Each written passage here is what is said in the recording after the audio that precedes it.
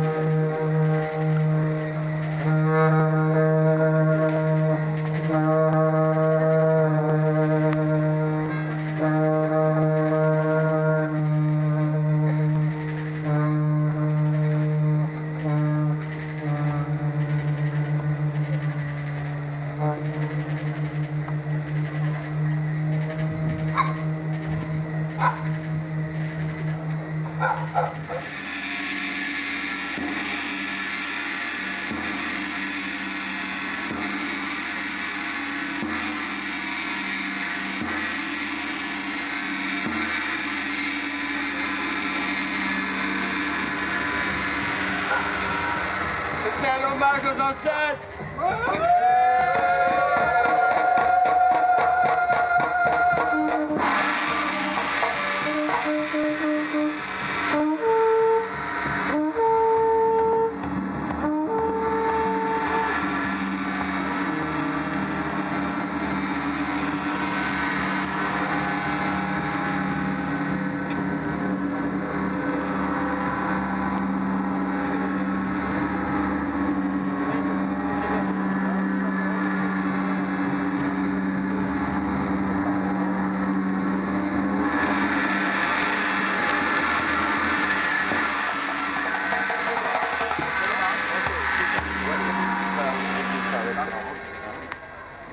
Bon, on rentre à l'expo.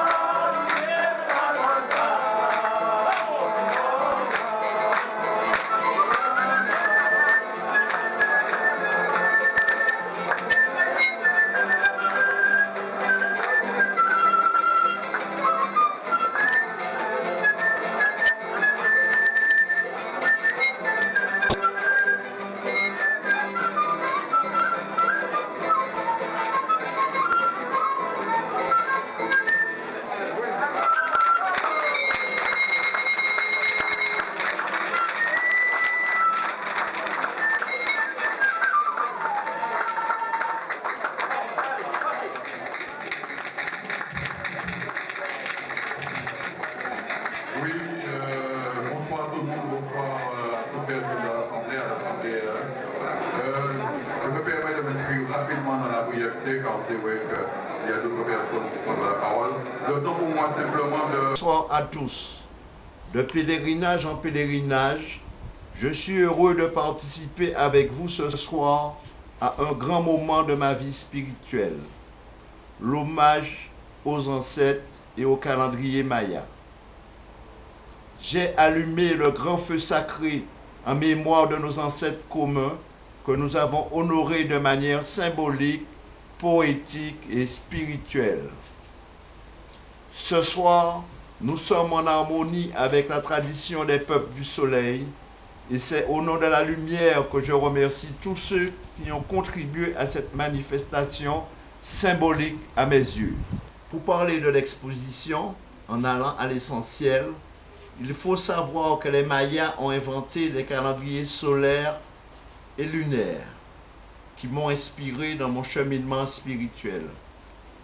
Ma démarche s'appuie aussi sur les autres civilisations du monde.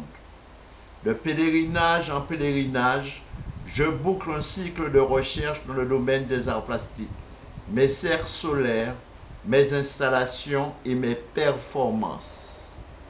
J'ai tout dit dans mon modeste catalogue, mon carnet de voyage, mes lettres intimes dans lesquelles je dévoile le sens de mon pèlerinage poétique et spirituel.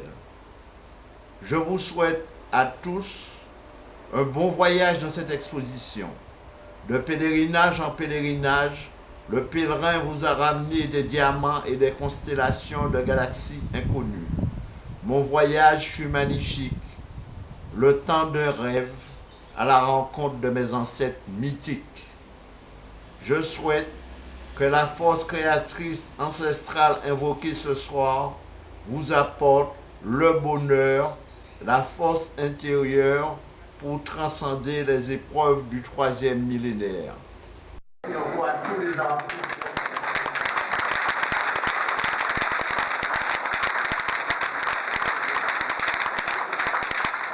Oui, je vous présente mon ami Fernand Fortuné qui va vous dire quelques mots sur l'exposition et sur le sens de mon pèlerinage.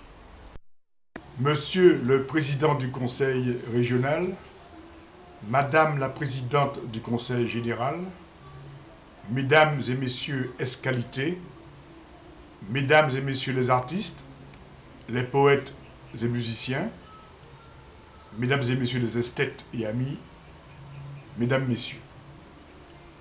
Nous sommes aujourd'hui le 14 décembre et René Louise, artiste-chercheur, n'aurait pas dû être parmi nous ce soir. En effet, demain 15, comme récipiendaire de 2 prix, sa place est à Lecce, sud de l'Italie, et pour la 2e fois.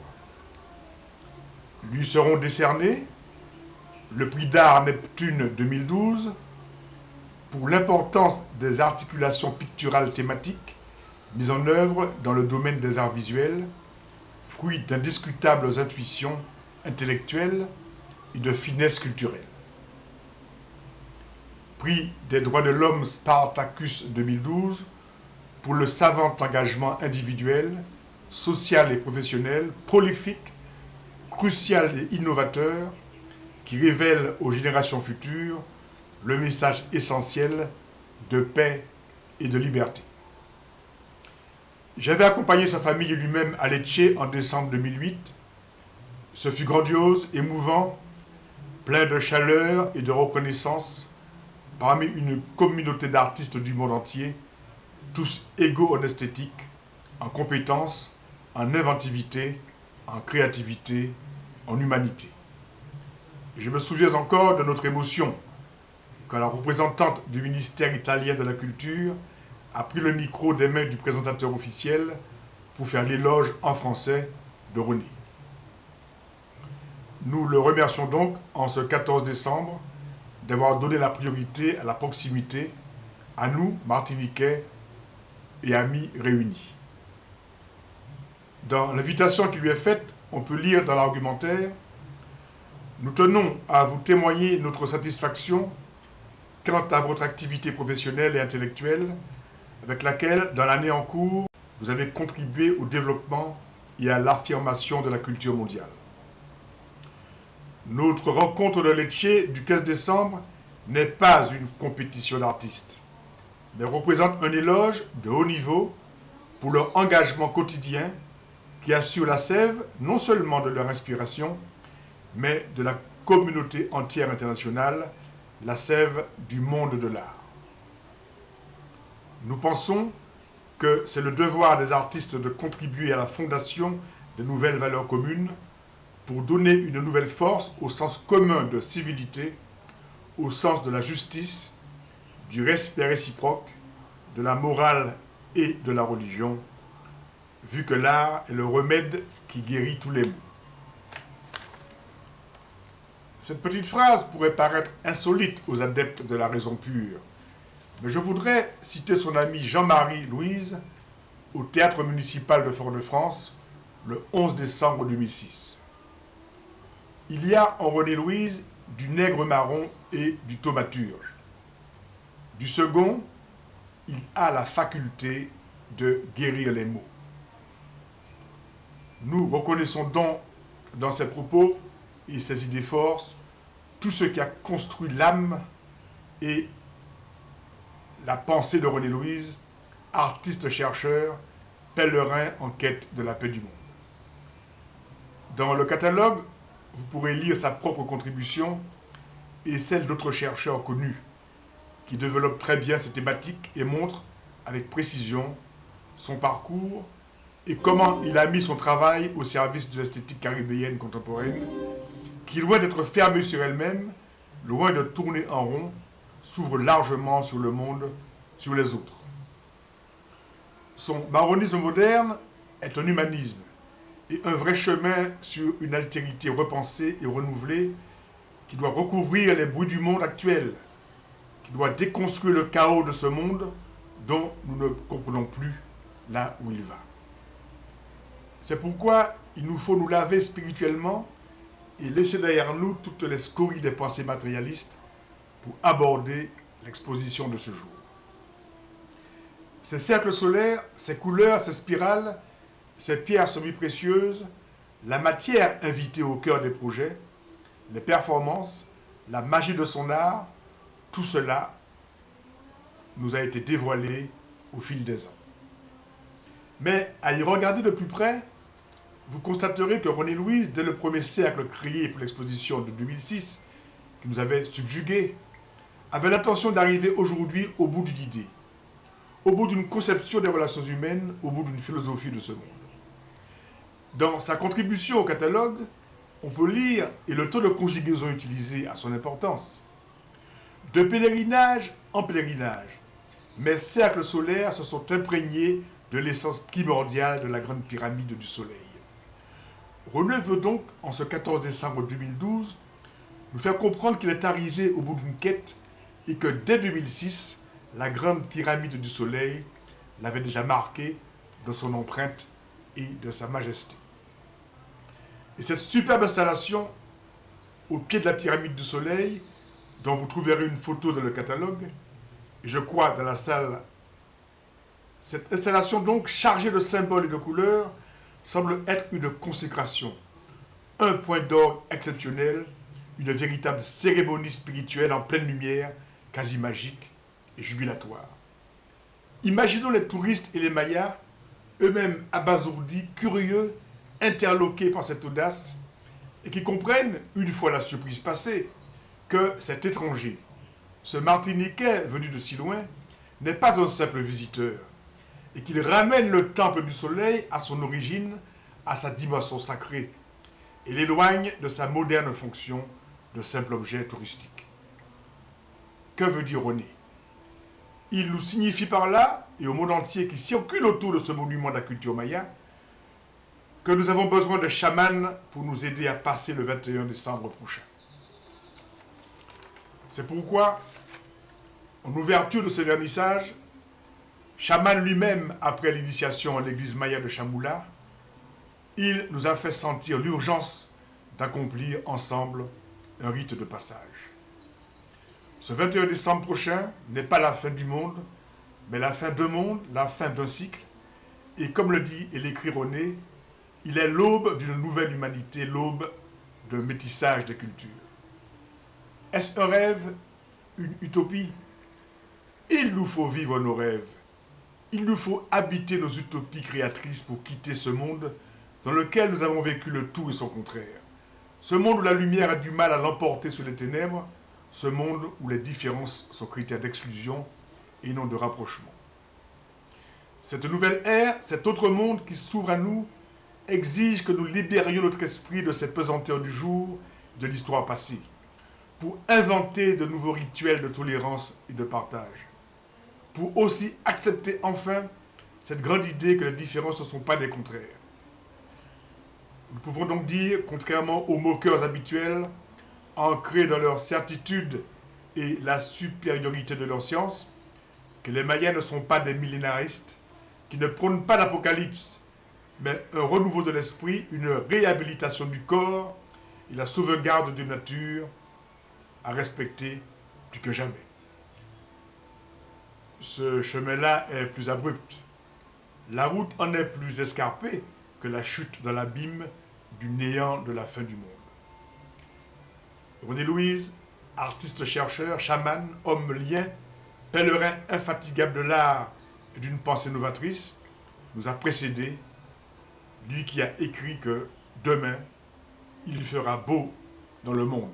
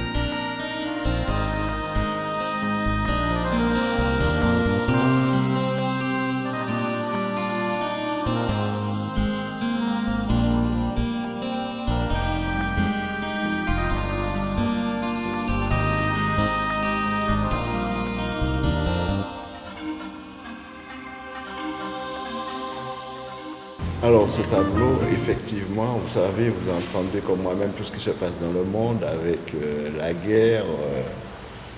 Et nous, les artistes, nous sommes des êtres sensibles. Et quand on écoute tout ça, cette violence dans le monde, les génocides de peuples et tout ça, ça nous touche. Et moi, je pense que nous sommes au 3e millénaire, que l'homme a un niveau de sagesse, de compréhension, d'intelligence pour arrêter cette histoire de guerre, de tuerie dans le monde.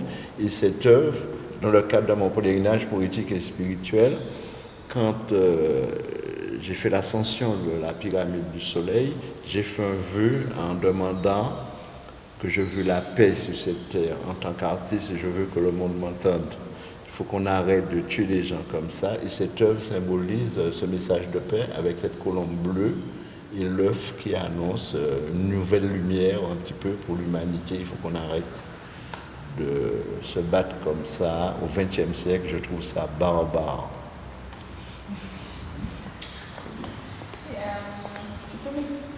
Alors, ce tableau symbolise pour moi la métamorphose de la Martinique.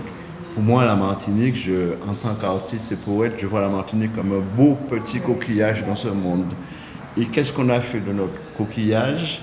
Effectivement, c'est des voitures comme ça, beaucoup de voitures, ça ne circule plus, nous sommes bloqués avec tout ça. Ça rend les gens malades, il y a la violence. Il y a aussi des jeunes là qui se tuent, des jeunes qui sont un peu aussi perdus dans cette société-là. Et toute cette métamorphose de cette société me touche profondément. La drogue, au niveau de la jeunesse, là aussi, ça pose problème.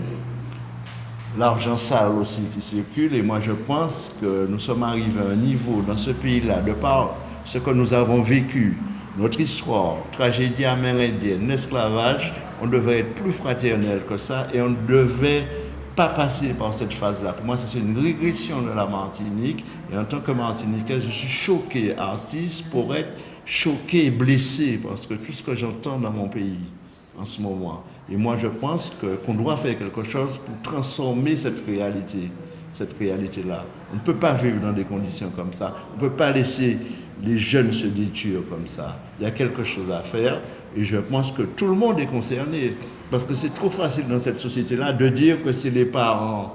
Il n'y a pas que les parents parce que la plupart des enfants sont éduqués, ils ont leur bac, ils ont été à l'école, ils ont été au catéchisme et ils sont dans cette réalité-là. Souvent les parents ont fait leur boulot et c'est après la société a pourri ces jeunes-là.